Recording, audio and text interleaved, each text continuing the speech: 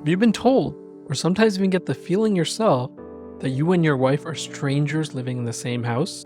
Or maybe you're in an even more challenging spot where you and your wife have actually separated and are already living apart. Regardless of which camp you're in, chances are at the root of your situation is a serious lack of emotional safety in your relationship, meaning your wife doesn't feel safe or heard, and so they've stopped coming to you. They've essentially checked out because they think you don't care or will just respond with defensiveness or solutions. And if this is you, having been there myself, I totally understand the toll it's probably taking on you. But at the same time, I have some good news, and that is that you can start building back emotional safety in your relationship today using two approaches: empathetic curiosity and cascading curiosity. Before we go any further, I just want to introduce myself.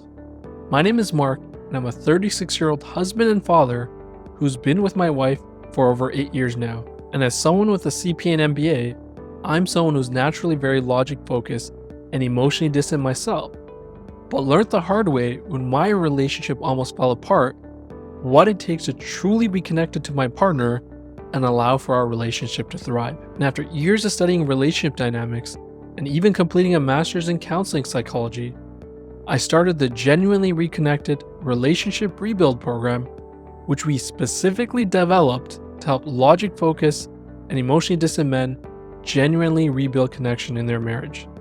So let's get back into how you can build emotional safety in your relationship. Now, I know I talked about the frameworks of empathetic curiosity and cascading curiosity that I want to share with you.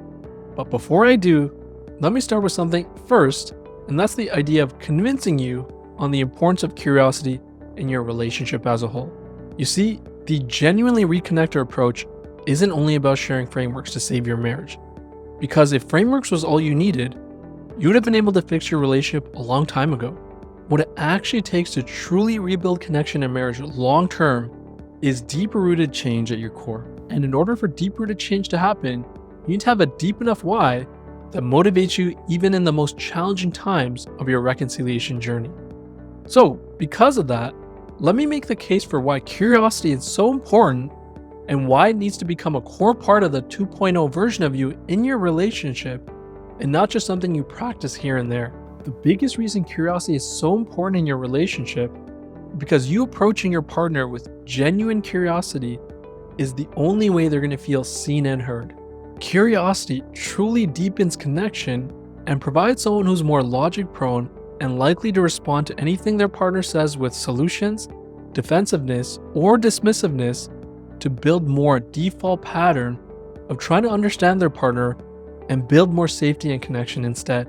Likewise, when you shift into curiosity, you give yourself a chance to also not default into negative attribution bias. If you've never heard of negative attribution bias, in the context of a relationship, it's a tendency for you to assume the worst about your partner's intention. For example, if your partner comes to you with a concern, if you're not in a curiosity frame, you can fall into the trap of negative attribution and start thinking things like, oh, she's only coming to me with this because she's trying to prove me wrong or make my life more difficult. Now, if everything I've said so far hasn't convinced you to make an internal shift at the core of who you are to becoming more curious about your partner, let me share my overall view on relationships that I think you might find helpful. And let me start off by saying, this is in no way meant to sound sappy or preachy. It's truly something I believe, and one of the main reasons I created the Genuinely Reconnected Relationship Rebuild program. The reason why I think curiosity is so important for emotional safety is because it allows for infinitely more meaningful and insightful conversations with your partner. And at the end of the day, deep emotional connection with your life partner is probably one of the most amazing things we as human beings are actually fortunate enough to experience in this world. Whether you believe it's God, the universe, or science, if you're watching this video, you've been fortunate enough to have an opportunity to build this uniquely special connection with someone. So why not make the most of this human experience by truly getting to know someone extremely deeply, and in the process, build an infinitely more enriched life for yourself as well. No one is going to their deathbed thinking, oh man, I really wish I could have owned a Lamborghini. But I can pretty confidently say there are plenty of people who've gone to their deathbed wishing they've lived a richer life in terms of deep relationships.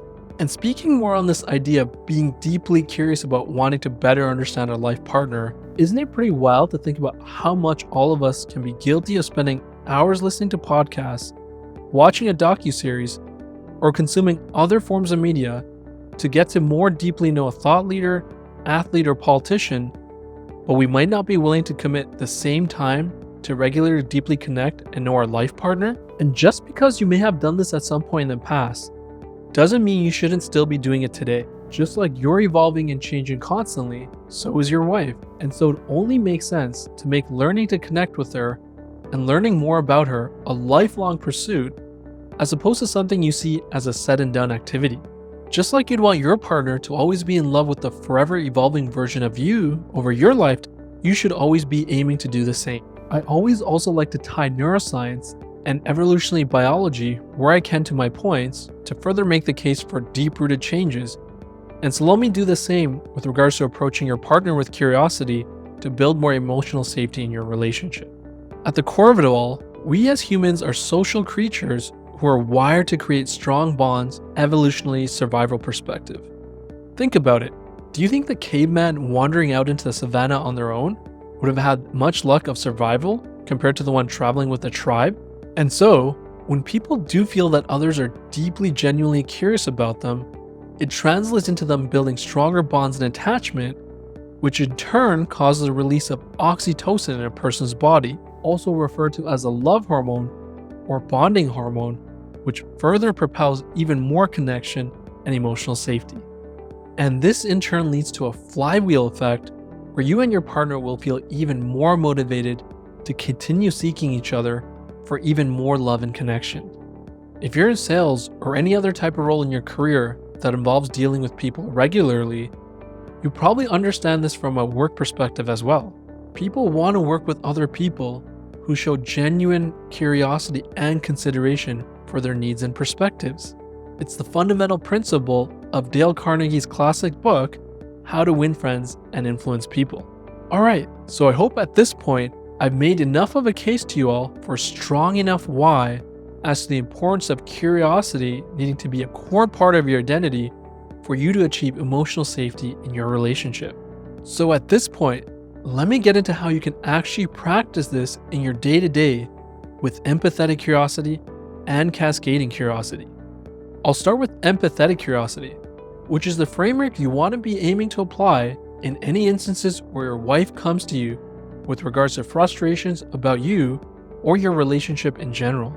The core premise of empathetic curiosity is the acronym GRACE, which stands for ground yourself, reflect, appreciate, clarify, and explore. Now, this first step of grounding yourself is super important. Without it, you could be prone to responding out of a feeling of hurt or accusation, which is only going to lead to emotional safety being further destroyed. Now, we talk about how you can handle grounding yourself in much more detail in our relationship rebuild program, but for the sake of keeping this video a reasonable amount of time, one of the things you want to train yourself to do is to anchor in the idea that you're not being personally attacked when your wife comes to you with something. It's more a genuine concern she has had, and the focus is on you two handling the problem, as opposed to it being you versus her. So aim to take a step back and see your concerns not from your lens, but rather the view of a third-party observer who's being given helpful feedback to rectify a potential issue. Your wife wants you both to be able to work together and thrive, which is why she's coming to you with a challenge. The next steps of GRACE, reflect and appreciate, are around showing appreciation for your partner for bringing their concern forward to you and sharing back what they've said to you to provide them reassurance that you've truly heard what they've said. You then want to focus on clarifying any doubts you have around what they were communicating to you. Now, although this step is focused on asking questions to get further clarification, you want to make sure your intent here is truly from a curiosity frame and not posing questions from a frame of defensiveness. What's the difference, you might be asking? Clarification questions are rooted in trying to get more understanding on what your partner has said so far, versus defensiveness questions, masked as clarification questions, focus more on how you can rebuttal your partner's points in a more subtle manner. After you're done with clarification, The last step in grace is the idea of explore, which means once again, coming from a frame of curiosity and going more broad with what your partner has shared to make sure you fully grasp their concerns. At this point, you might even say something along the lines of, I want to make sure I fully grasp your concern. Is there anything else on this you want to share with me or are hesitating to share but think might be helpful? Notice how if we say something along these lines, we're able to create further emotional safety for our partner around not feeling guarded in bringing things to us. So once again, that's the grace method in a nutshell. To approach from a place of curiosity and make sure your partner feels emotionally safe with you when they come to you with any concerns about you or the relationship.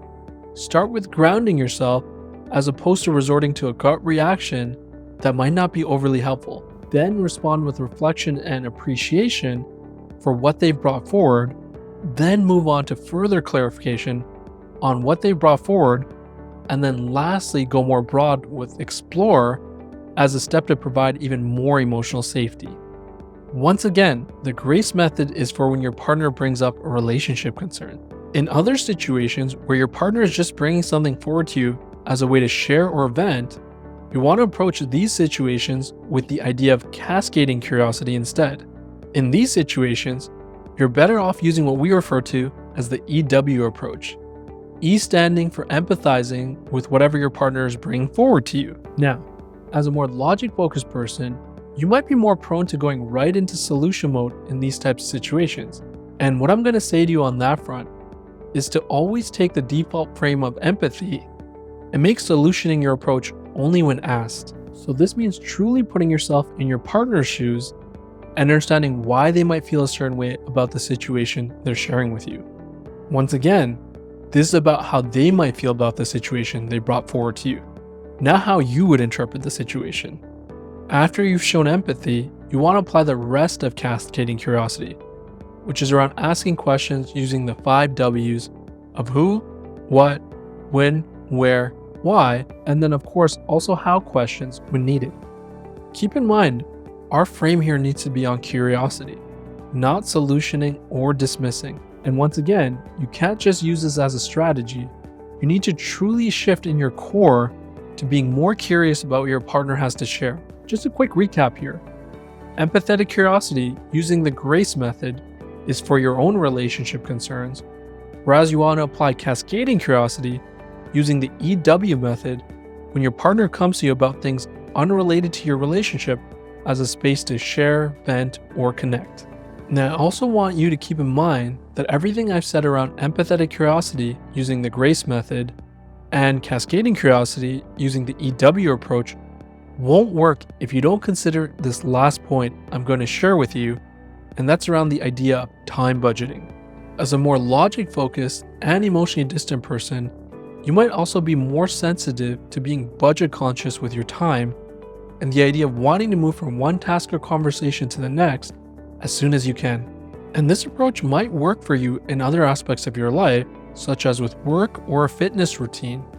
But when it comes to building emotional safety in your relationship by leveraging curiosity, you need to internally shift into making what we call regular love deposits with your time. If this idea of love deposits and reconfiguring how you view time in your relationships feels relevant to you, then make sure you check out our video on love deposits and the idea of committing time to your relationships. Link in the description below.